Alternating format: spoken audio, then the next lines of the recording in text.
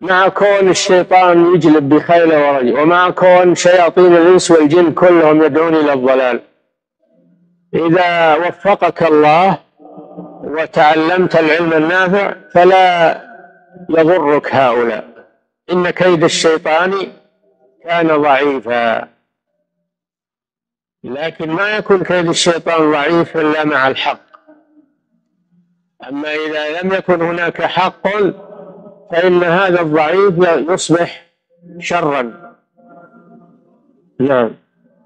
قاتلوا أولياء الشيطان إن كيد الشيطان كان ضعيفا. هذا مع الإيمان ومع العلم النافع يصبح كيد الشيطان ضعيف.